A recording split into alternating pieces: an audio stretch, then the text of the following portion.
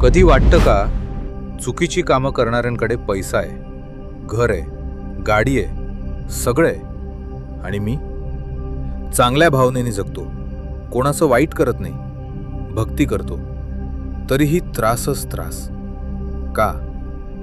ऐक, हे देवाचा अन्याय नाही, हे कर्माचा वेळ आहे. काही लोक जुन्या पुण्याचं फळ खात आहेत आणि काही जुनं कर्ज फेडत आहेत.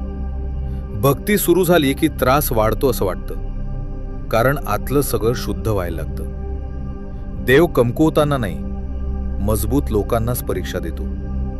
म्हणून लक्षात ठेव, चुकीचं करून मिळालेलं सुख तात्पुरतं असतं आणि चांगुलपणातून येणारा त्रास परिवर्तनाचं दार असतो. फक्त एकच वाक्य पुरेसं आहे, स्वामी समर्थ, मला न्याय नको, मला समज दे. शांत राहा.